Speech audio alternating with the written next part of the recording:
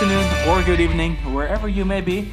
My name is Sean. This is Alex. And you are listening to another episode of Coaster Kings Radio. I'm really excited for today's topic because, believe it or not, for some magical reason, we visited all 12 Disney parks in the world by late 2018, but we magically forgot to actually make a podcast episode about all 12.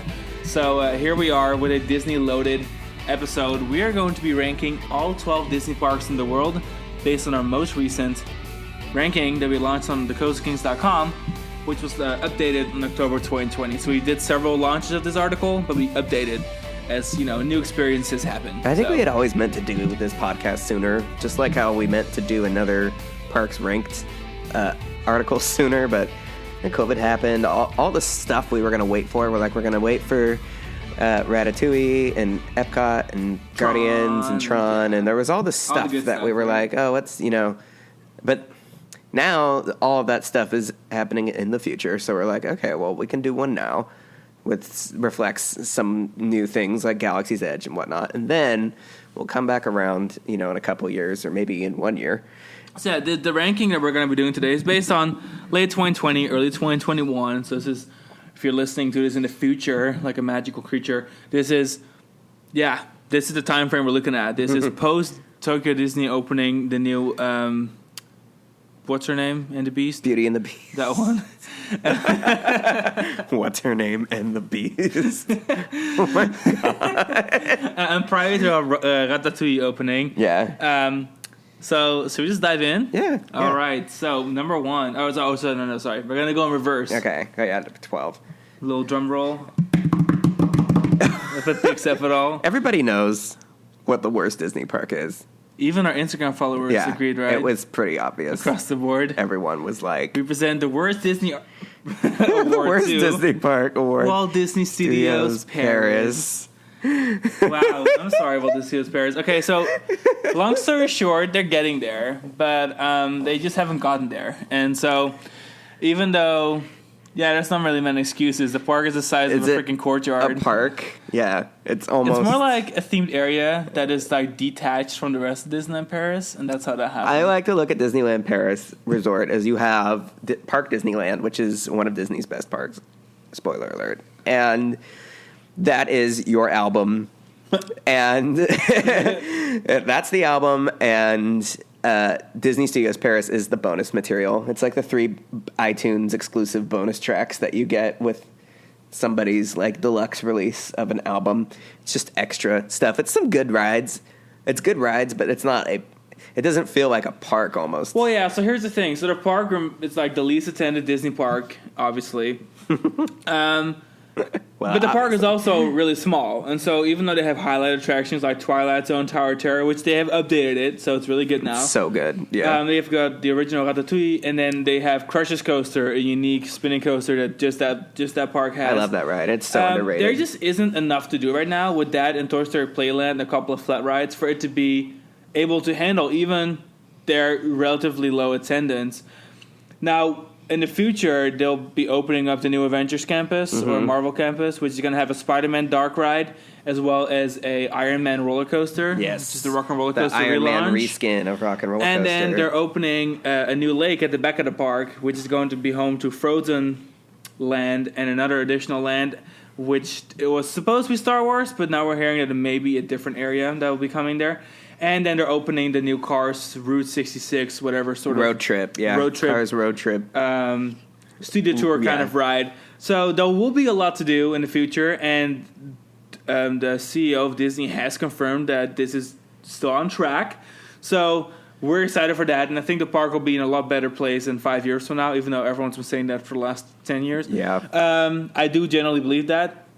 As of right now, it's just that last. Yeah, there's not really much to say about it, sadly. It's certainly not controversial. No, I don't think so either. Unlike our number 11. Yeah, speaking of controversial, number 11. Are you ready to be mad? We don't want you to pause it yet. We don't want you. We promise we're gonna defend this. Yes, this, okay? Please don't. Maybe I don't know. Maybe it's not such a hot take, but I know there's some people, because this one we got answers. Some people said it was the best Disney park, and other people said it was the worst. And my heart is pounding right now. I'm scared. Okay. So number 11 out of 12 is for us It's Magic Kingdom at Walt Disney World. Yeah, so like the world's highest attended park. So long story short, I'm going to give you a little longer list. We've got concrete, and now we have no shade. Well, let's go ahead and add to that list a mismatch of 15,000 themes that don't belong together, and the fact that it has literally the worst version of Pirates, the worst version of Big Thunder Mountain, the worst version of Space Mountain, of Small World, the worst version of Small World. I mean, I like their Space Mountain a lot, but it doesn't. It needs polish. It needs a remodel. It was meant to be like a futuristic ride. Now it literally feels like a ride through the 80s. Now it feels like work. super charming and dated, and we're like, oh, this isn't. But like it's too dated. Like we're like beyond the cute dated. Yeah. We're like, wow, this ride's fucking now old. It just feels rickety. Yeah, like which is not a word I often use to describe operating roller coasters, let alone Disney. And dining wise, the park is a complete flop. There's not a single decent restaurant that isn't a reserved 60 days prior sort of experience. And even then, it can be a hit or miss depending on what room you end up in. I don't give a single flying F for any of the Jungle Cruises, so that one's automatically out for me. But the Adventureland it's located in is by far the worst Adventureland on Earth. It is disgustingly the Adventureland bleeds really bad because, like, you have Disneyland Paris, which their Adventureland has at least four different themed environs, but they all have room to breathe. And there's like a nice flow between, they don't feel crowded. There's a lot of space there. And then you have our Adventureland here at Magic Kingdom, which starts out with like the Jungle Cruise stuff, which is fine. And then you have the central meeting of the Jungle Cruise, Swiss Family Robinson Treehouse aesthetic, and also Aladdin, and then magic carpets, and then also the Tiki Room. And these are... And this is all like in a one little square. It's just weird that you have these three... It's just typical, like, oh, this is all just exotic stuff. Like, it all matches because it's all exotic. And then you have, like, the Hispanic, like, forts and buildings. Yeah, and then you have, casitas and stuff that are where pirates is at. It just doesn't work. It really doesn't. And then, okay, so having said that... There is some decent landscaping, but I would say overall the park feels grossly under-maintained. If we're going to talk about like Big Thunder, it is almost I don't know what they thought or think they're doing, but it looks nothing like the other ones. And it's piss poor when it comes to the quality of the rock work, when it comes to the way the lighting fixture has been installed, the queue. I just feel like this could have been like a complete ripoff of an actual Big Thunder Mountain. The rock work inside of Pirates of the Caribbean. Oh, and then the rock work inside of Pirates. I mean, Pirates of the Caribbean is a complete nightmare. Ever see. It's just really... And we understand that lots of people don't even really get the chance to go to our Disney park, so we get that this will definitely do, and it's a highly rated, on Google and all that kind of stuff. That's kind of the point. But that's also kind of where Disney gets away with this all, and that's also why they don't care. Lowest they can common denominator, anything in Magic low hanging fruit. Like people go to Magic Kingdom and they're kind of just along for the ride, and it's about the bigness of it and like the nostalgia factor. Their target audience is not drawing comparisons and arguing with themselves about the quality of these parks. So, like, Magic Kingdom is fine, but for Disney, fine is really not great. And especially when it's the flagship park of your flagship resort. Flagship park of the chain. I mean, it's the highest tennis park in the world. Like, how does it doesn't deserve the praise it gets. But I do want to give a quick shout out to Seven Dwarfs Mine Train. Yeah. And New Fantasyland is strong. Is good. And then I think Tron when Tron is going to be there, it's going to be a little better. The roster's going to pick up. But I need Tomorrowland to get a nice quick fix because as of right now, Tomorrowland and Tron, they shouldn't even be the word tomorrow. And their Haunted Mansion is good. The Haunted Mansion is good.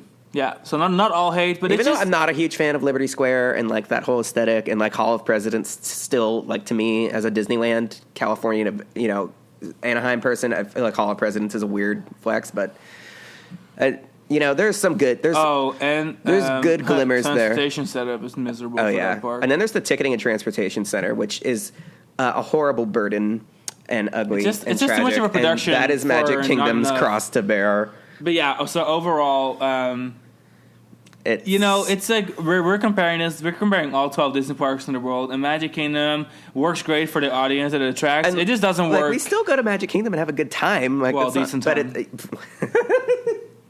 But there's just things that there's just a lot that I think could be improved. Yeah, a lot. All right, next up on Moving our list, on. we're staying at Walt Disney Staying World. at Disney World. Which is going to be Disney's Hollywood Studios. Okay, we get it.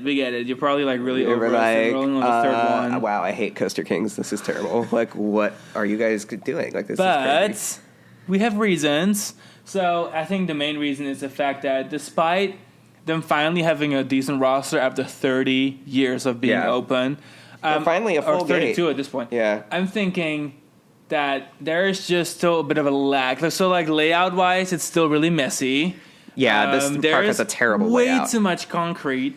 And we're going to look at... So I think let's just go on a quick circle at the park. Yeah. So Sunset Boulevard is my favorite area. Yes. I think it screams California. Still their really best works. asset after all these years. Entrance is pretty nice. Like I like that. That whole setup is cool. And Tower Terror and Rocket Roller Coaster, I think, are like the quintessential. Yeah, they're Hollywood a little bit dated Studios and they're starting to feel really dated, but that's okay. They're still like... They just scream Hollywood. And they that's just really need cool. a little... Both of them could use a touch-up, but like that's pretty much... The entire resort could use a touch-up. Now, then we have in the middle of the park, we have Mickey Minnie's Running Railway. Not my favorite ride, but a good addition. I'm glad people like it. And good use of the space. Yeah, it was a smart move. I'm not mad about not it. for us, but like. But let's go ahead and move counterclockwise. So then we've got Animation Courtyard. I don't even know what the hell, why it's even there. Like Launch Bay, I guess they're not really using any of it right now, but it just... The Voyage of the Little Mermaid is an closed, I think. Oh, and there's that Disney Junior Dance Party show, and then there's Frozen at the High Pier, like the sing-along thing, and then there's that weird purgatory of Star Tours and the Muppets where like things that's clockwise are I know, but dude, I was gonna go counterclockwise and talk about Toy Story Land because I was gonna talk about the fact that Animation Courtyard is a concrete mess that used to be the entrance to the studio tour, but that's not a thing anymore. Or tram tour. Then you have a really awkward midway that kind of like zigzags in C shape over to Toy Story Land, and it's completely uncovered concrete. It is brutal, even on like a decent spring day. We get that Disney World needs to have wide midways because they have a lot of attendance. We get it. They're built for volume. But they're the only Disney resort where they sacrifice the need for volume and space for aesthetic. Like, well, yeah, and I think aesthetic is a dangerous word because then you get to Toy Story Land and. I think Toy Story Land is a poor excuse of an area. People are like hyping it up, and I'm looking at these TikToks of like, wow, look at these details, and it's like literally like a giant footprint of a foot. I'm like, yeah I get it, it's Toy Story, but Disney's done so much better. This shouldn't be that impressive, And I think the biggest problem is that there's such an incredible lack of shade that they put a bunch of like parasols, like umbrellas around Slinky Dog. What the hell? What were they thinking? Yeah, and then the queue and exit for Midway Mania have been rerouted to the and it's just really ugly. It is so disjointed. I feel like the situation. It feels like a Halloween haunt, like temporary setup. It's so disjointed because it was like designed after the fact. The original Toy Story Midway Mania entrance area setup in Pixar Place was fine. It had its own charm, I think, and it was a nice corridor right over to the streets of New York area. But when you exit Toy Story Midway Mania, it is so obvious that this was not how it was intended. And I just wish it didn't feel like that. I wish it didn't feel like Hollywood Studios was full of stuff functioning in unintended purposes and ways. And see, this Toy Story Land, I'll say yes, it has like the most impressive Toy Story Land ride lineup, but that's because like it needs to perform. Yeah, it is at Walt Disney World. They need capacity. That's not saying much because the other Toy Story lands are literally just meant to be like accent points on some of the newer and smaller. And I still like parks. the other ones better because despite Hong Kong's kind of feeling a little concretey it's a little bare, and it's very hot, just like Orlando. Like Hong Kong and Orlando have very similar climates, and so like it's just brutally hot in the sun. And the we'll rain be talking about that with the Hong Kong section too. So Hong that one, but I think the Paris one and the Shanghai one, they're great. There is shade, there are trees. It feels kind of like blended in. It works and it's natural, and I don't feel like I'm burning off my hair or top of my head. And that's just a problem for me. And then cast outfits, oh my god, they are absolute trash. That's so sad. I'm really sorry for people that have to wear that because like they were just like weeks after opening of that area. I feel like their outfits were already sun bleached because they're standing in the sun all day in Florida sweating. this is more of like sad for the cast members than for anyone else. But I just feel like the area, they just got away with it, and it looks cute. It's a and typical, the kids don't care. like, they get away with it because it's Disney World. Exactly. And if you've never been to a Toy Story Land, it looks amazing.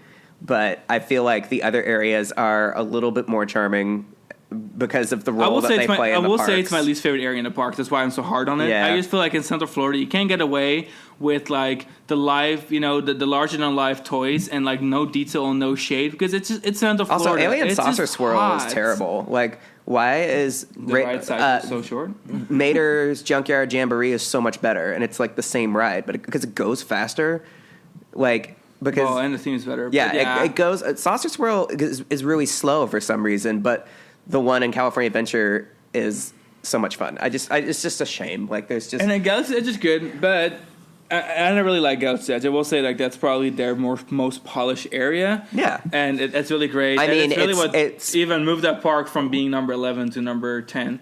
It was much needed, and I think the rest of like two great attractions. And I think the studio kind of leftovers, like the commissary and Star Tours, all the kind of stuff. It all works. Like it's fine with me. So I don't hate the park. Again, all Disney parks are honestly pretty good. I feel like, but the fact that we have a Star Tours ride and then like leftover Streets of New York stuff and Muppet Vision. And then Galaxy's Edge is so strange to me. It's strange, but like, I mean, studios kind of work on that, Yeah. Because at the end of the day, studios are just a bunch of different sets pushed together. I feel still like at the end of the day, this is like we just did a podcast about the strengths of Universal Studios and the Universal business model and their parks and stuff. And studios, Hollywood, all of the studio components, studio themed aspects of the Disney parks still suffer from trying and failing to capture what Universal Studios Hollywood has. Sure. And though I feel like that's no longer their premise. The premise now to step into what other studios have produced. Now it's like the entire and Pixar identity and of the park has changed, and that's fine. Good. And I will say the park has gone forward strides. Like it is a much better park than it used to be, but it's still very concretey. The park is the best that it's ever been. And I want to add that despite it having like Rise of Resistance and stuff, the fact that like it's so stressful to even get on Rise, it doesn't help your case with this park. Like till Rise has like an easy way to get on. So anxiety It is a stressful experience. It is hot. There is not that much to do, despite it finally being fleshed out. It just quite is. It isn't quite there for me yet. Associate negatively with Hollywood studios for one reason or another, and there always seems to be a new reason. Yeah, I mean we go to Hollywood studios a lot, but. That's because we love Rock and Roller Coaster. We ride Rock and Roller Coaster more than anything else at Disney World because we usually just pop in, go to Sunset Boulevard, and like bounce and walk to Epcot or something. Yeah. Anyways, just so we can stay with 5 minutes per park to kind of keep you guys in this 1 hour loop. Next up, Tokyo Disneyland. Okay, so Tokyo Disneyland. This is number 9, and what to stress that like Tokyo Disneyland is not a bad park. It's exactly what it needs to be. We've kind of left our like least favorite parks behind. Now we're entering this like a list of like picking. Yeah, being really picky with our choices here. Tokyo Disneyland's strengths are that it was exactly what it needed to be for the Japanese market. It has been a runaway success since day one. The Oriental Land Company knew exactly what to do. They built a Disney World Magic Kingdom style park that is so methodically organized. Exactly. Imagine I compare it to the Pentagon because it's like two wheels within itself with like spokes between, and everything is like a 10-minute walk from everything else. They kind of imagine like if Magic Kingdom was like really polished and had the density of Disneyland Resort. Yeah. And that's kind of what that park is. Like it really feels like you come into Magic Kingdom. Tokyo Disney is what Magic Kingdom should have been. The Disneyland vibe to it. Because you have Disneyland's Pirates of the Caribbean, but you have Disney World's Haunted Mansion. It's like you have Disneyland Space Mountain. Yeah, and then you have Disneyland's Big Thunder. Yeah, well, sort of. And you have Disney World's Tiki Room, Haunted Mansion. Yeah. So, like, it's a really cool blend. Splash Mountain. Toontown. Yeah. So, like, I mean, these things are really kind of like, it is literally just those two parks blended into one. They call it the greatest hits. It's like, Oriental Land Company went to Magic Kingdom and Disneyland with their clipboard and said, we want this and this and this and this.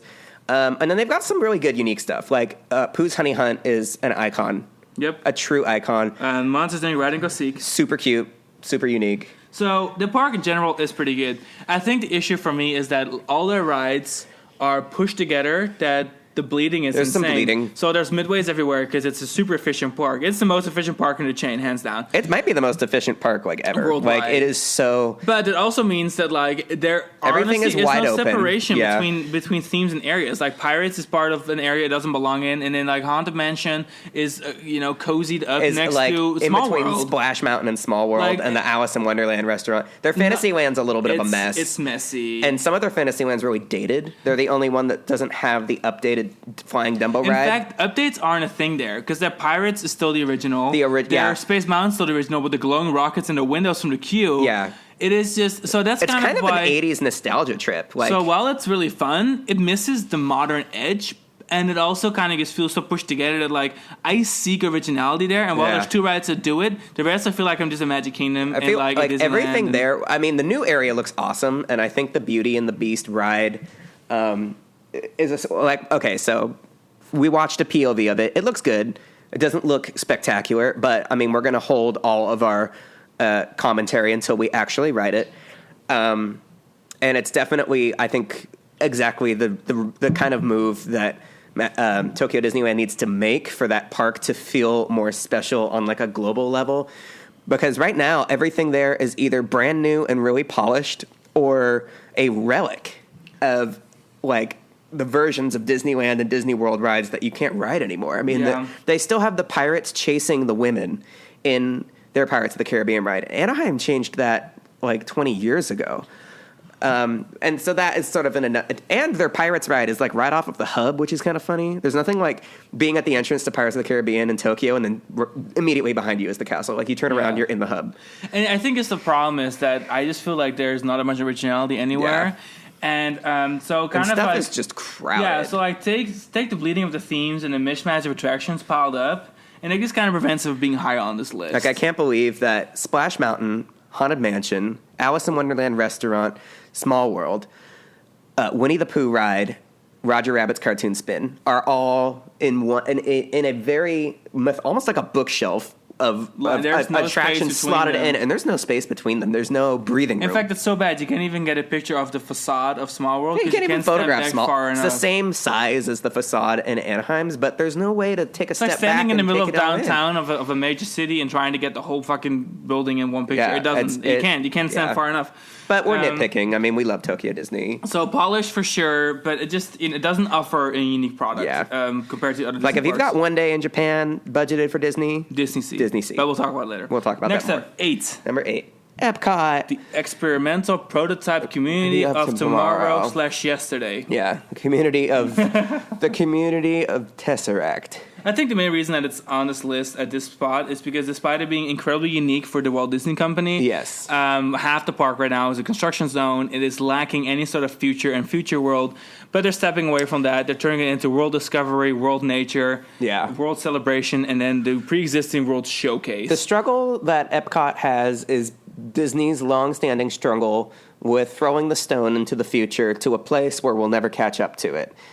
And this was one of those typical we're gonna make a park about the future, but that never works. Like not even making a ride about the future works. And I think they're giving up the ghosts that on the word future is no longer gonna get used. It's gonna be about discovering and nature and preservation and showing everyone At the world. best, they need stuff that's just going to feel contemporary, let alone future. So we do like that it's so unique, and we like that it has a ton of attractions that other parks just don't have, like the Nemo. What's The Seas with Nemo. There you go. We've got Living with the Land. I love Living with the Land. I hate Track. We have it. We have Test Track. Mission Space is really unique. You have Spaceship Earth. Obviously, is really unique. I think that Epcot is the most quintessential Walt Disney World experience because even though Magic Kingdom is the reason for the resort, like you can get castle parks other places. You can get animal parks other places. The original second gate. And you can get studio parks in other places, obviously. Epcot, there's something really... Even though Epcot isn't perfect and sometimes struggles with its identity, I appreciate their desire to create a permanent World's Fair celebrating past, present, and future, culture, all of that. And like with World Showcase, if World Showcase was its own park, which in a way it was. As a concept, it was, the World Showcase was a park and Future World was a park, and they smushed them together to make Epcot. World Showcase is such an incredible asset, I think. I think it's one of the greatest assets in the whole Florida region of parks. Oh, totally. And I think despite the half of the park being honestly a big mess, I think that's why it's still ranked above Tokyo Disney for us. And I would say that Spaceship Earth is the true icon of Disney World because there's 6 castles, one Spaceship Earth, one geodesic sphere floating off of the ground with a dark ride in it. Yeah. And after all this time, it's still so cool. Yep, it totally is. Yep. Next up on our list, we got number 7, Disney's California Adventure Park. The second gate for the original Disneyland Resort. In the past, I think we ranked it a little higher, but that's because that was prior to Incredicoaster bringing down the value for the park. California Adventure is a yo-yo of impression. You know what? Identity. California Adventure is kind of, for me, I kind of look at it as like 3 parks in one, because I'm looking at it as like, okay, well, Disneyland itself, you can't have food festivals in it. So it's going to have an Epcot feel. Yeah. You want to have something more naturalistic because you don't have enough space to create landscapes at Disneyland. So you have Grizzly Peak, and you have Cars Land, which feel and level of Animal Kingdom. And then you're gonna have that like the edge of like the new franchises that like don't belong in a classic castle Hollywood park, Studios, which gives Avengers you the Hollywood Campus, Studios vibe, right? So totally. So I feel like that park does a really good job having a layout where like there's naturalistic edges, there's action, there's new franchises, there's space for food festivals. I love it's a little bit of everything. You have park concepts that we never saw, like Disney's America coming to life in what is now Pixar Pier. You have a little bit of the Long Beach Disney Sea that made its way over. A majority of it went to Tokyo, of course. But this park wears so many hats, and it really... It's funny. I find it ironic that the whole concept of the park was that it's the everything else.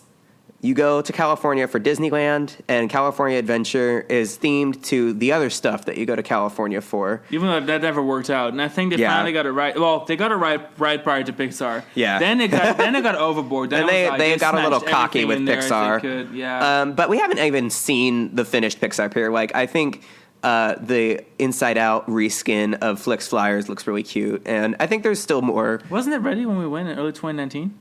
Well, yeah, I guess, but we didn't go. We didn't. Yeah, we went with your family. We were there for 3-4 days. But we didn't. But no, was the Inside Out ride open? I'm not sure, but it was already there. No, well, the area was completed. I don't know if it was running though. I don't think we saw it in its completed form because when we went at the beginning of last year, we just did land. Yeah, obviously. Yeah. But yeah, it went from being the park that's like where everything else you can do in California. Now it's the park where it's the everything else gate where it has to be Epcot and Animal Kingdom and Studios all in one, and we think that it does it as well as it can. I think some of Disney's best themed areas are there. They have a really beautiful entrance, Buena Vista Street. Yeah, absolutely gorgeous. Very representative of California, but in a very sophisticated way, rather than a tacky way. It feels very culturally relevant for the region. Pixar Pier, I don't necessarily like the current theming that they added, like the touches, but like aesthetically pleasing. It is a very clean product. Paradise Gardens Park, which is the other half of Paradise Pier, is still quite lovely. And then, of course, Radiator Springs is sometimes regarded as Disney's very best themed area. Yeah, that's our Tokyo Disney, Shanghai Disney, Animal Kingdom level. Fleshing out of an area. And the same goes for Grizzly Peak. And then Grizzly Peak, which is just... I mean, there's a reason why Shanghai Disney basically copied Grizzly River Run for their park because it's such a slam dunk. And Soarin', the same corner pretty much, but like reimagined to be more Amazonian. Yeah, exactly. Yeah. So overall, I think the park does a lot, and it actually does it really well. So like it is cozy but not crammed. Lots of detail, and it gives Disneyland Resort the opportunity to work with what limited space the resort has overall to provide an experience that usually they need the size of Walt Disney World for. Yeah. And California Adventure encompasses so much more than you think of. And I mean, Sven is not here right now, but Sven actually I think it was his favorite Disney park. He went to Disneyland Resort with us, and he loved Disney. He liked California Adventure more. It's his favorite Disney park of the ones that he's been to, and that probably won't change when he comes to Disney World. I would expect. Maybe for Animal Kingdom. Yeah, but California Adventure is amazing, and it is unique among the Disney parks and among the second gates. Yeah, despite a lot of California having been taken out, like there was a moment where everything was California related and then like majority California related. Now it's kind of been like a mix of things. Yeah. Despite the California theming kind of like slowly deteriorating. Coming and going. And still everything kind of truly transports you to the American West. Yeah. Everything is still like related to the American West, whether it's Cars Land, whether it's Adventure Campus, the studios, the piers. It all kind of still relates to that. And I think that they have a really, really good product for a second gate. Yeah. Next up, okay, it's number 6. I love this park. Truly. It's Hong Kong Disneyland. Hong Kong Disneyland. Totally underrated. So, like, imagine if you don't know what this park is like, imagine just kind of like strolling through like really hot hills over the oceans of a jungle, and all of a sudden you see like Disneyland's castle. You're like, wait, what the hell? And you're like, oh wait, this is literally now like you Little see, Disneyland. Now you see a new castle, the now big you see the giant castle that's like a skyscraper. But if you look castle. right, you can still see the old castle. Yeah, that's pretty funny. But this park is cool. It's incredibly polished. It is probably the most polished park in the chain, and it's the most super polished. It's more polished than Shanghai is. It's super. I'll say that. It's super polished because no wear and tear. There's just really nobody be touching because it's not getting a lot of action, and that's actually I think a really marketable characteristic for the Disney enthusiasts out there. If you yearn for the 90s when you could go to Disneyland and the park wasn't crowded, or you could go to Disney World and it wasn't like this stressful quest for fast pass reservations and restaurant reservations, Hong Kong Disneyland transports you to this crazy environment where Disney is not completely overrun with people.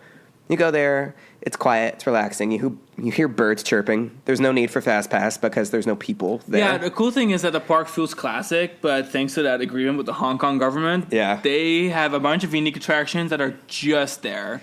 And so I think that even though the Tomorrowland kind of started off being kind of like Anaheim's Tomorrowland, maybe a little bit different structured. Not for long. It actually feels more futuristic in a way that there's a lot of vegetation, so it feels like a very modern city park. I love, and their Adventureland, which is so gorgeous. Yeah, the nice thing about them being like in a jungle local is foliage. that Adventureland's also a jungle. Yeah, they didn't have to bring any of that into Adventureland. They turned Rivers of America into a giant jungle cruise, which is cool. Yeah, I think they made some smart choices with this park. Grizzly Gulch and Mystic Point and their respective e-tickets are so cool, and they will always be unique to Hong Kong. Toy Story Playland is cute. Their Fantasyland is coming together. It hasn't always been the strongest. The storybook walkthrough thing that they have is really cute, but it's too hot for that. But they have a beautiful It's a Small World that really feels like it captures the essence of Anaheim's Small World with its approach. Phil Our Magic is a good fit for that park. Winnie the Pooh is a good fit for that park. Overall, though, I must say, with the lack of crowds, is that the park is barely a one-day park. Yeah. So, like, they have a pretty decent amount of rides. And this is definitely, like, in the age of Disney building whole themed areas with one singular attraction. Yeah. So, Grizzly Gulch has, obviously, Big Grizzly and then Runaway Mystic, Mine Cars, which is one roller coaster. And then you have Mystic Point with Mystic Manor. And then you've got Toy Story Land with 3 relatively small rides. So, like, overall, the roster for the size of the park, really there isn't all that much to do. And take away any sort of Disney crowds you're used to, while the rides have the same capacity. And we literally knocked out the park on a Saturday, beautiful weather in the fall, Halloween festival. We literally hit every single ride within 4 hours. Yep, and we rode everything several times. And we caught a flight. And we watched the parade. Yeah, we watched the parade. We went shopping. And we ate ice cream. So, like, this is kind of the point. It's like, okay, they've got a decent lineup. But I still feel like there's not enough to do. I feel like that's maybe what's hurting it. Because otherwise, I would maybe. I'm excited for the direction that they're going in, because their Tomorrowland really didn't have a super strong identity. They swapped out Autopia for Marvel and Star Wars attractions. Their Space Mountain is now permanently Hyperspace Mountain. They have an X-wing in the queue. Yeah, that one is cool. Their crowds are so light that they took what little overflow queue they had for their Space Mountain and put an X-wing in there to make it, to plug it all in. And then you have this corner of the park that is currently the Iron Man Experience, which is such a cool ride. It's like Star Tours, but themed to Iron Man. And it takes place again, that's another attraction that's like Mystic Manor, where like it takes place in Hong Kong. It's unique to Hong Kong. That is like the birth of the Adventure Campus idea. Yeah. So the Marvel theme park universe is going to have 3 Avenger campuses: one in Paris, one in Hong Kong, and one in Anaheim. And they're all themed to being like part of the same global network. And they all have rides that are themed to their specific locations. Yeah. So like the Hong Kong rides are themed to being in Hong Kong, located in Hong Kong. The Paris rides are going to be themed to like the Paris headquarters, and then the Anaheim ones will be the US. Marvel theme park universe. Also, the Ant-Man reskin of Buzz Lightyear is Tron. So cool. Super clean. I love that they did that because they went from taking a safe ride that every Disney park had to giving Hong Kong Disney a unique asset. And That's fine. Their lineup is really shaping up to be so unique. And now they're going to get another. They're going to have another coaster. They're going to have an updated version of Frozen from Epcot. Like their Frozen Land is going to have Frozen a roller Land coaster is so cool. So like, funny enough, despite their attendance being so low, getting funding and having made promises with the Hong Kong government definitely helps this park in its growth, because it is a really fun park. Like, and they're going to love it. I love that park. I'm expecting like the Tomorrowland. Their existing Tomorrowland will have been completely transformed into Marvel Cinematic Universe land by the end of the decade. And they've got that huge plot where Autopia was, and everyone's saying that all of the plans and stuff, this is probably changed, swapped around, shuffled and stuff, but another roller, like a thrill coaster, because the park doesn't really have any thrill coasters. Everything there is, no loops, family friendly. They're now going to have 4 coasters that are pretty gentle, but I think they're going to get their major thrill coaster in the form of a Guardians of the Galaxy or Avengers replacement for Autopia to cap the complete reimagining of their Tomorrowland. So yeah, that's overall, just a lot to watch. Solid park. That's one to watch. Excited for it. Again, we're definitely in territory where there's just no bad parks left on this list. It's just going to be like, well, what does this mean? Well, yeah, this is our top 5 now, right? Yeah, let's enter our top 5. Okay. All right. You're drumming. You ready? Yes. Okay. You ready? Okay. Yes. Number 5. Disney's Animal Kingdom, Walt Disney World. Okay, it's the highest ranking Walt Disney World park, but they made it to the top 5. So congratulations, you trashy Florida resort. No kidding, I'm messing around. But Animal Kingdom, love Animal Kingdom. Absolutely addicted to this park. Never not loving it. Animal Kingdom captured a very special time where you could still build a giant zoological attraction in the United States and make it marketable, and people will care about it. I don't think they could build Animal Kingdom now, not in America. I think Paris could. Paris could do it. Mm-hmm. We love our zoological and marine life parks, the good ones, the ones that really care about their animals. Animal Kingdom definitely is an exemplary animal care and preservation facility. Animal Kingdom has the distinct honor of being the only Disney park where 100% of their rides are unique. Attraction lineup 100% unique. Literally every ride, because now that Anaheim has retired, it's tough to be a bug. That was the only ride that overlapped with another Disney park. Yep. In fact, we also gave it the Crystal Crown Award for Best Pavement in 2020 because every inch of Animal Kingdom is naturalistic. Besides one little part, but that fits with the theme. We'll say that. Dino Land USA needs some work. But it's not enough of a detractor for it to be like... it's still so phenomenal. And people always think of, like, ride lineup first. So, especially if you haven't been, you're probably like, well, there's not that much to do. But they've got unique animal trails. In fact, they have, like, 4 animal trails. The animal trails are fabulous. And these are through beautiful settings and landscaping and exhibits. And then you've got Pandora, which is arguably Disney's very best themed area ever created. That might be Walt Disney World's best asset.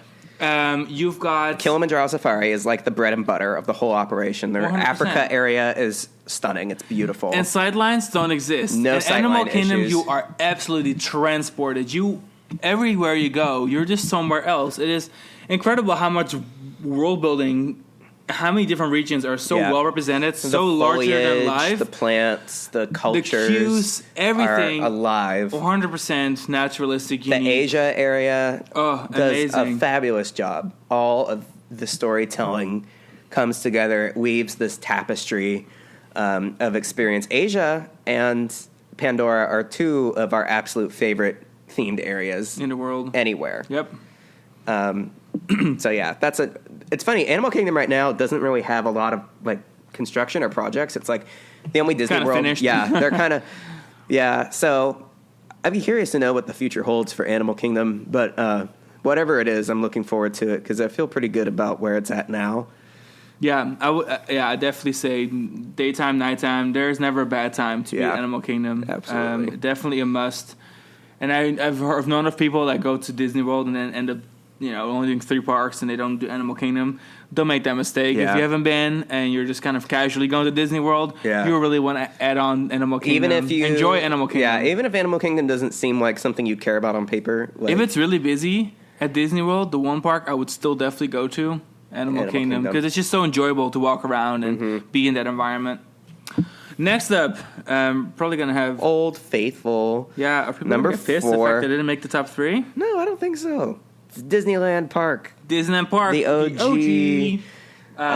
So Disneyland... we end up doing this every episode. Yeah. Disneyland has so many strengths, but you don't need us to tell that. Like... this was honestly, it was a close call between Disneyland Paris and Disneyland Park because these are both gorgeous, incredibly nicely maintained, highly detailed, cozy, yet grand theme parks.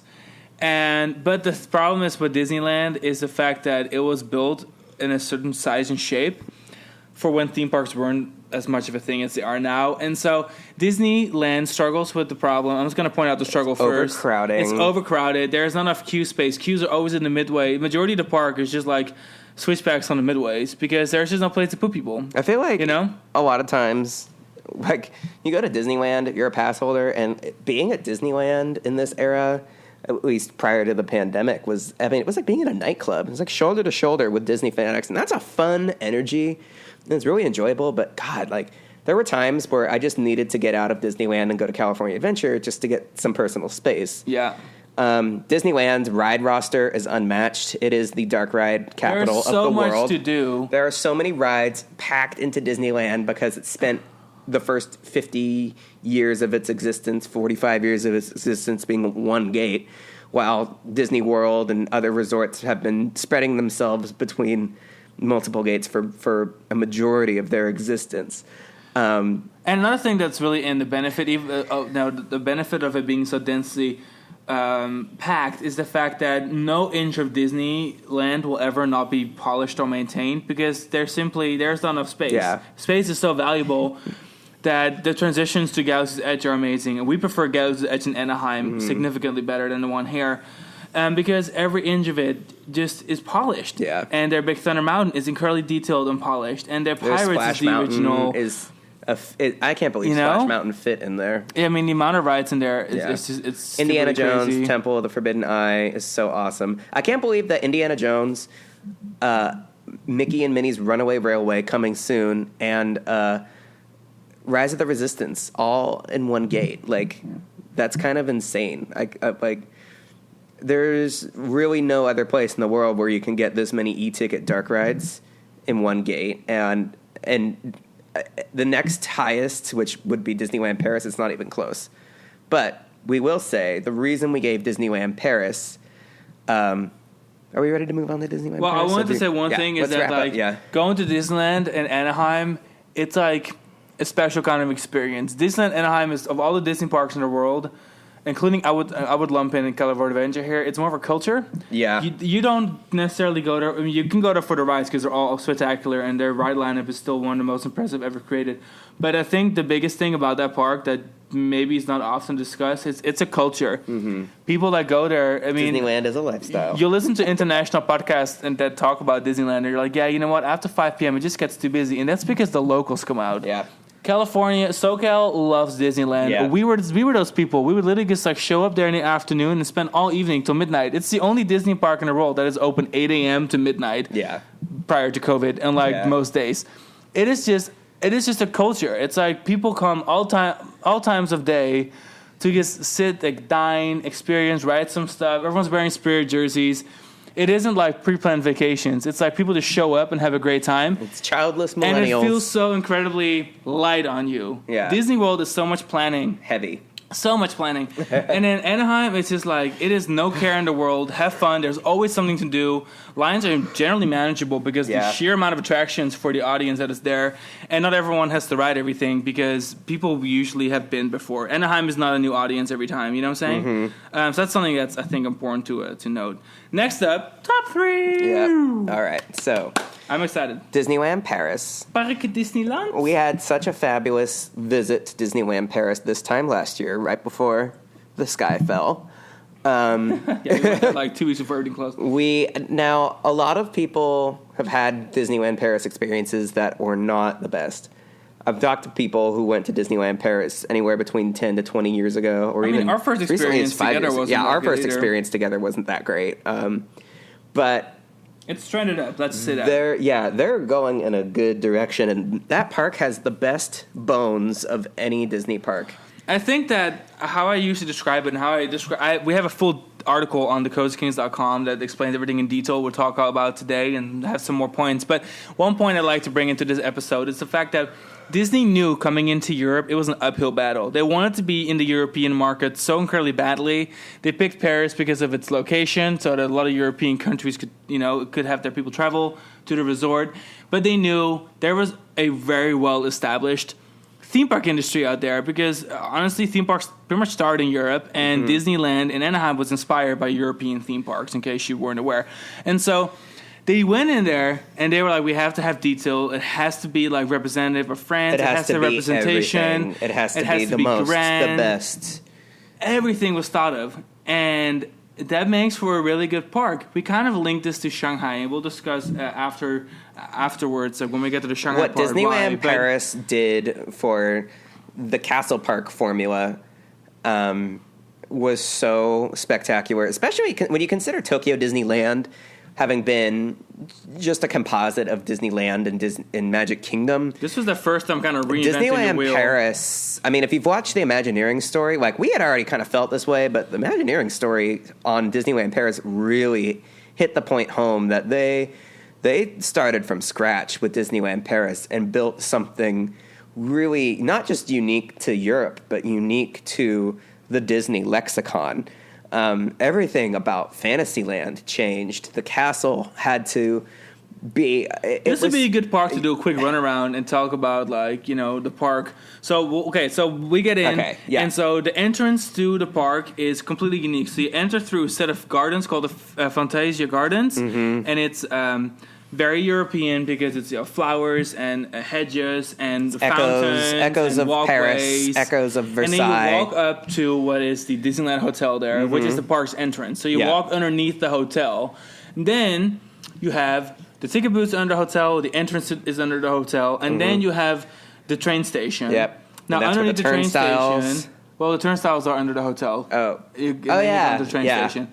And so underneath the train station, you walk into the usual Main Street USA. Yeah. However, this Main Street USA has 3 walkways. The outdoor walkway through the middle of the street, and then you have your, what are they called? Arcades. Galleries? Arcades. Arcades. Which are Jules Verne themed. And what's the other one? There's one that's like themed to the future, and then there's one that's themed to like World's Fairs or something, I think. Yeah, so they're like really nicely detailed, and they're full of charm, and they also allow access to the stores. So when it rains or when it snows or when it's cold, you walk through the exteriors of through the arcades, you can still access the same stores. Yeah. Incredibly useful. Really helps with crowd control. Yeah. Because we all know that when the fireworks after are show over, stuff, so that was really, really, really nicely thought of. And like Anaheim has it and Orlando has it, but they're not polished. They're just like separate midways that kind of just like divert you backstage, right? Special events and just for mass exodus. Then you get to the hub, and then which the is hub, lovely. Full of flowers. This castle shares a continent with real castles. It's the only one. It's the only Disney castle that's which is why it looks the most fantasy-like. Yeah. It is completely kind of like a fantasy approach. Very different shapes than the other castles because why build a castle when everyone's seen a castle that visits your park? Like, who hasn't seen a castle lives in Europe? Like, no shade. Yeah. Like, you've already seen one. So that's really cool, and it's very naturalistic. Again, landscaping everywhere. So we'll go ahead and go clockwise this time. So first up, we've got Frontierland. Best Frontierland by far. Best Frontierland by far. Because their Big Thunder Mountain is located on where we usually have Tom Sawyer's Island. Exactly. So in the middle of the rivers of the Far West. Yep. And so Big Thunder Mountain starts on the land, dives underneath the rivers, does the ride, and then dives underneath the rivers again and comes back. Way more thrilling ride, incredibly polished, beautiful, beautiful attraction. The owner of the Big Thunder Mine lives in the Haunted Mansion. In fact, he lives in the Phantom Manor.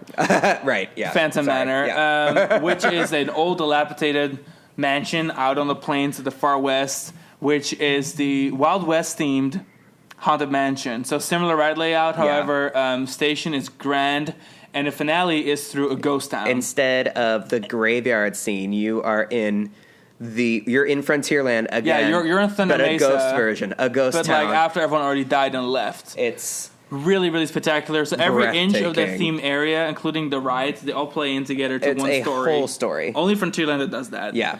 Next up, we have Adventureland. Now, Adventureland is 3 different lands. It's massive. But the great thing is nothing bleeds. And like Magic Kingdom or even Anaheim, the whole theme, all 3 themes are different. So you have kind of like an African theme, which has restaurants. And it's got and a walkthrough. Every area has a walkthrough, by the way. So Frontierland has the fort. The hub has the castle walkthrough with the dragon. And then Adventureland has several walkthroughs, including the Aladdin walkthrough, the Middle Eastern subsection. Yep. And then cool. You have the Caribbean, the rocks and the pirates. The pirate walkthroughs are stunning. Which is also where Pirates of the Caribbean is located. So it's kind of, like the fort approach. That Pirates of the Caribbean is absolutely phenomenal. It's like a bigger version of the one at Anaheim, where the sequence of events is different. But you are floating through the forts. It's just, look it up. I don't want to spend so much time on it. But we could do a whole episode on Disneyland Paris. Pirates of the Caribbean in Paris. We should do one on all the pirates. It's writing that down right now. Well, we did an article where we ranked the pirates as... and then there's the Indiana Jones corner. That was meant to have the Indiana Jones Dark Ride, but instead... They put an Indiana Jones roller coaster there with a looping. That ride's my guilty pleasure. I like it more than I should. It is a guilty pleasure. It was honestly added to be temporary while they were building Space Mountain because they realized they needed something with a looping because everyone was asking for the roller coaster with the looping, which no other Disney park ever had that problem, so they didn't anticipate that. But they added Indiana Jones, a very simple roller coaster. They didn't actually update the temporary styrofoam theming to like 2016 or 2017, because it was never meant to last, and now it's a permanent ride that everyone loves. But it's just amazing. So that ride's on its own little branch, and that's like our India area, because like Indiana Jones in Anaheim, it's themed to India, and then you have our Caribbean Pirates of the Caribbean area. You have the Agrabah area. You have the little Africa area. They have a Swiss Family Robinson treehouse too. Like somehow it just all is so smooth in its transitions. They set it up so large that the transitions are all very clean. You can see Fantasyland from Adventureland, but only in the Pirates area where you're looking at Peter Pan. Peter Pan and Pirates of the Caribbean are right next to each other because they're both in fact, about you can be pirates. in the Pirates area and look into the jungle area of Adventureland and not even see the roller coaster. Yeah.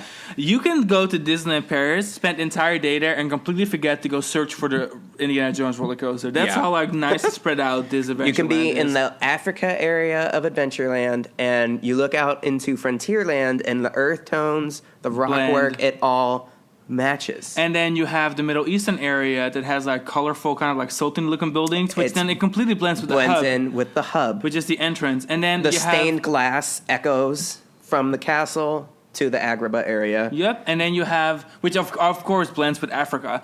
And then you have the Pirates area with the rocks and the fort, which is right next to Fantasyland. Yeah. But they're smart. They put Pirates of the Caribbean and the forts and the piratey thing right next to Peter Pan, which obviously has such a focus on pirates. Yeah. And that is the entrance to Frontierland from, not to Fantasyland from Adventureland. And their Fantasyland is the prettiest. Their Fantasyland is stunning. Again, it's themed to Parisian gardens. Yeah, it's like, okay, again, it's like this is... We're competing with the Eiffel Tower. We're competing with the Louvre. We're competing with Versailles. Like, it has to be gorgeous. People here hate us because they're American upon building this resort. We need to put in as many French accents as we can. This feels like a giant French garden. Beautiful green and brown steel architecture. waterfalls and flowers and gardens as far as the eye can see. Our obligatory walkthrough is the Alice in Wonderland hedge maze, which is one of my favorite attractions in that area. Their small world is located kind of like Anaheim. It stations outside, but it seemed like this beautiful Parisian kind of like they did garden. Such a great job. A gazebo. It's like a French Riviera kind of station build. And then with the fountains. It's all covered, so even though it snows there, like it's still not like you can still like go through the outside part and stay dry. And then indoor, their Small World is set up uniquely that it's all open concept. It's very sophisticated. So by it's Small all World, So it all works together. It's one giant show building. They have all these lagoons and stuff. Like the waterways around Fantasyland are stunning. The Storybook Canal boats and Casey Jr. Little Circus Train. I mean, that is such an amazing. That's kind of what they got instead of Toontown because it's an extension. Of an extension of Fantasyland.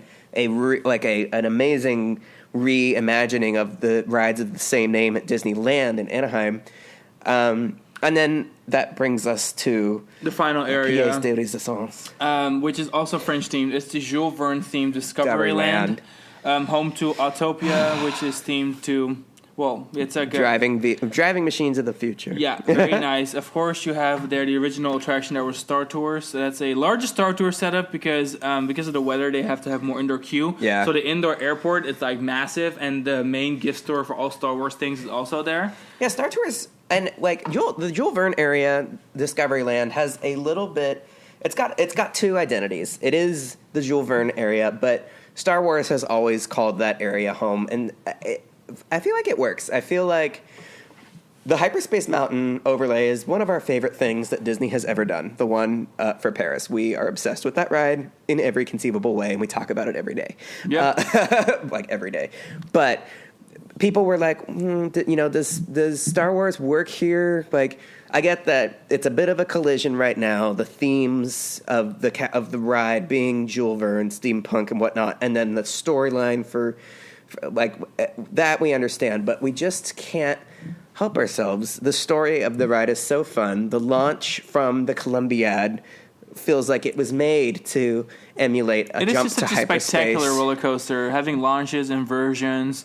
The aesthetic of it is just gorgeous. And we must admit, it's a lovely compliment to Star Tours, which is the OG. Yeah, it kind of tied everything together. And then, of course, they have a walkthrough here, too, which is a walkthrough to the Nautilus. Yeah. So what you do is you go down, and you see in the lagoon of Discovery Mountain, or in other words, Space Mountain, you see the Nautilus like sitting there, like, peeking over the water. And then you have a walkway that goes down into what is meant to be the entrance to the submarine, which is the Nautilus.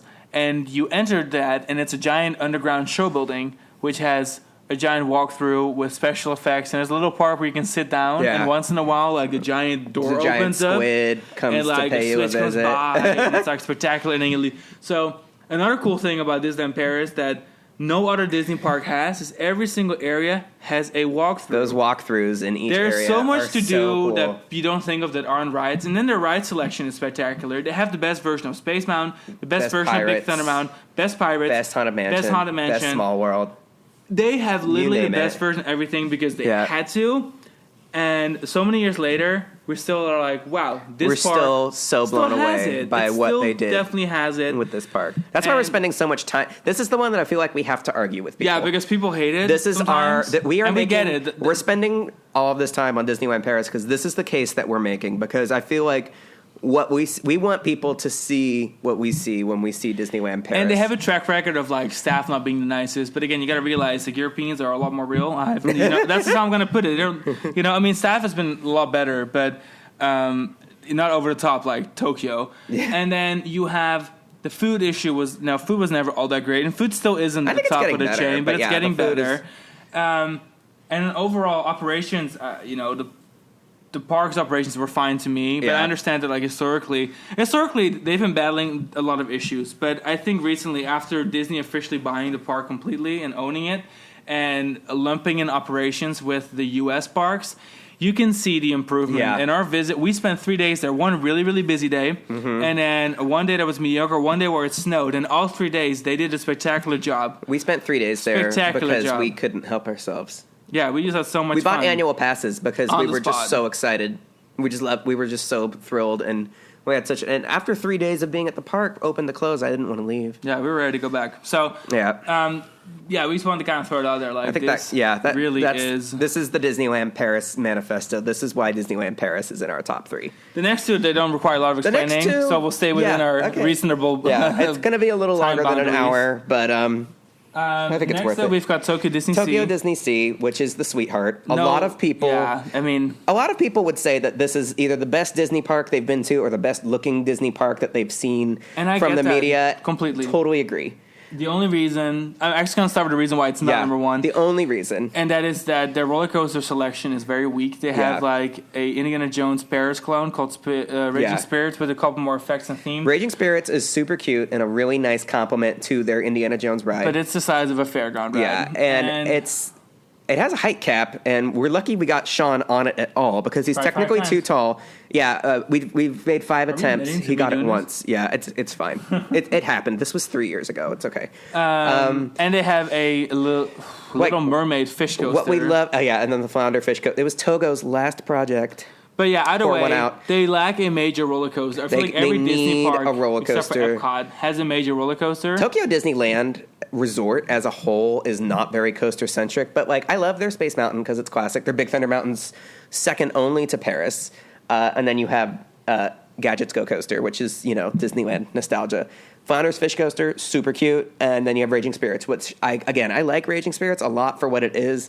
But this park does not have a special coaster. Well, I'm trying to say, it can be the world's best Disney park, but lack 2 major things, which is a major coaster, and a major flume ride, like a major wet ride, a water ride. I know you're thinking, you're like, well, Epcot. I was like, okay, so I get Epcot, but Epcot has several products that no other park in the world has. Yeah. And, at the end of the day, Disney Sea has a bunch of dark rides, but so does like every other Disney park. Yeah. You know what I'm saying? Like, so that's why Disney Sea, obviously, we love Journey to the Center of the Earth. Their Indiana Jones is even better than Anaheim's. Their Tower of Terror is so unique with the great storyline. Their Toy Story Mania is beautiful. This park is a feast for the eyes. Their Soarin' looks awesome. They have Voyages of Sinbad is one of our absolute favorite rides. I'm staring at my cat that we named after the ride. Yeah, our cat Shandu, who's named after Sinbad's baby tiger companion from the ride. Like, we love this park with every fiber of our being, but I could use a Rapids ride, and I could definitely use, they've got Splash Mountain at the other park, which is great. It's just like Disney World's for the most part.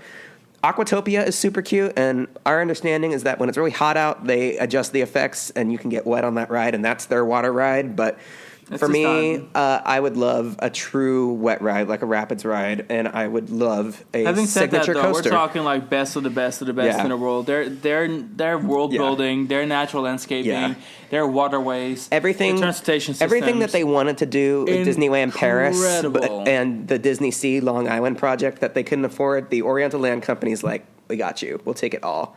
Everything that was conceptualized for Disney Sea was built to the full magnitude, scale, the full level. I mean, there's everything that's at that park is wonderful, and there's nothing wrong with what's there.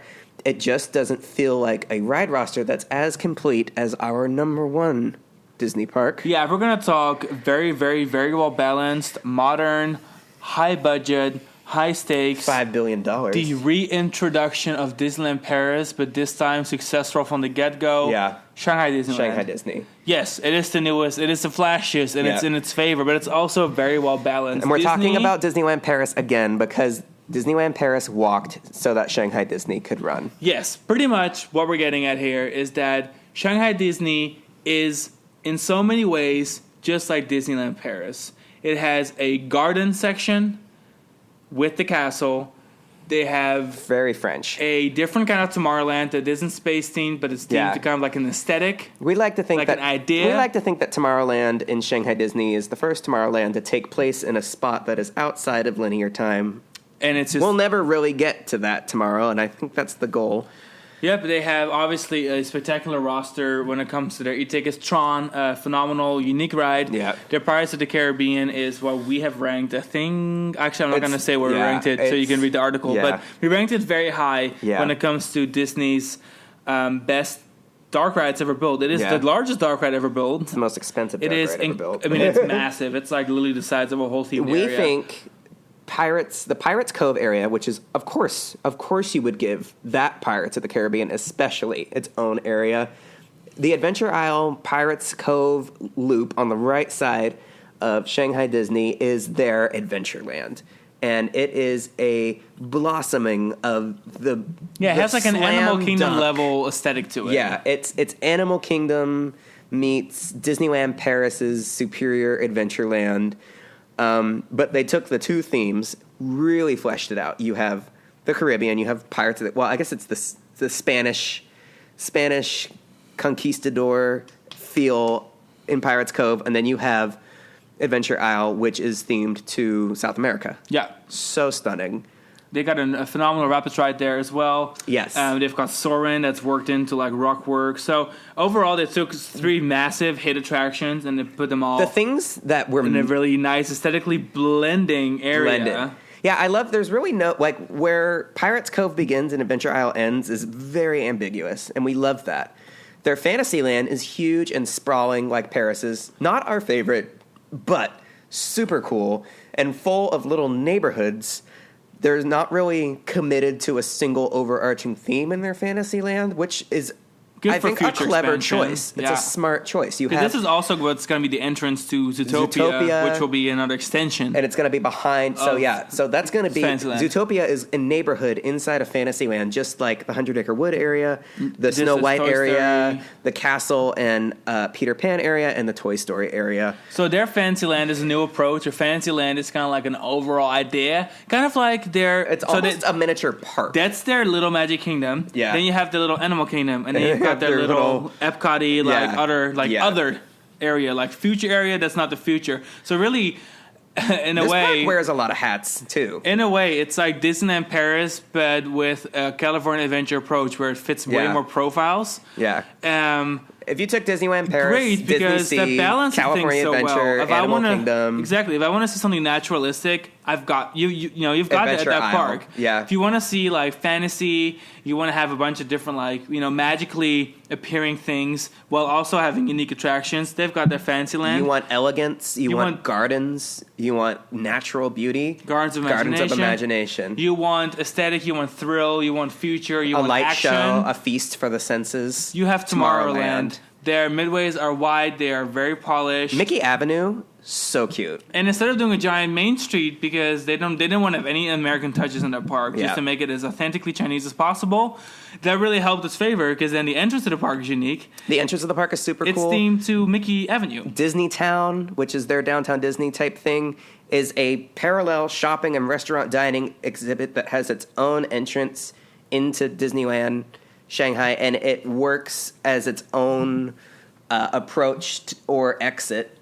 You can either exit, you can enter through one and exit through the other. It's like 2 different approaches to the approach. And approaches to the approach. Both of them work better. And they have a Jungle Cruise type ride. Instead of it being Jungle Cruise, it's actually... Crystal Grotto. It's actually... So cute.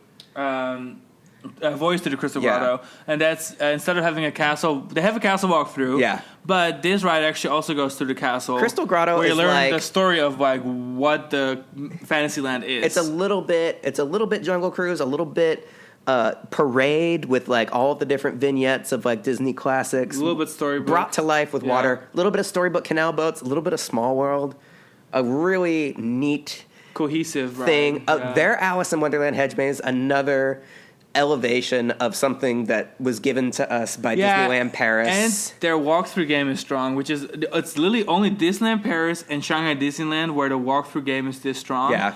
And that's because they have walkthroughs in every area pretty much. Yeah. Tomorrowland has a lot of midways that are completely unnecessary, and staircases and little gardens. It's not even part of the actual loop. Like, you have to exit the loop to get to Tomorrowland. You could walk right past it on the parade route. But Tomorrowland is like off to the side. Its own contained experience. Multi-level. You have the pirate shipwrecks that you can explore. You have the Adventure Trails. Yeah, the Adventure challenge course, like the ropes course, super cool. If you ever, of course, you've got the Alice in Wonderland maze. Yeah. You have the castle walkthrough, and then the Gardens of Imagination is its own. Several kind of like experiences, but like seasonal arts and stuff. Really, this park does seasons really well. We've had the fortune of going around Lunar New Year and around the celebration of the People's Republic of China. Yeah, so the cultural things that they do for this park feel like one of the best. Help it feel distinctly Chinese, authentically Disney. Our favorite way to explore China has become going to this Shanghai Disney park and just wallowing in it. So yeah, it really has the edge of the grandness, combining all of Disney's strongest assets of like different park products into one park, almost like USJ does. And then doing it all with the precision and detail and respect to local culture, the way Disneyland Paris has. Mm-hmm. And that's why those two are so important for us in the top 3 of parks. And we know that this ranking is not necessarily what everyone agrees with. We just have very particular experiences. We've been to all these parks at least twice. This is just one point of view. Pass holders to at least 8 of these parks. So we like to believe we have a pretty good idea what we're talking about. But we'd love to hear your feedback and tell us what you think. Go to thecoasterkings.com/all-distant-parks in the world ranked, and you will find, or just go to just type it in Google. We'll be one of the first to pop up actually. And leave a comment. Tell us what you think of our ranking, and check out this article for like a full detail and full description of what we're thinking. We didn't mention everything because that will be like a 3-hour episode. Yeah. But check it out, and we'll see you on the next episode. Till next time. Bye.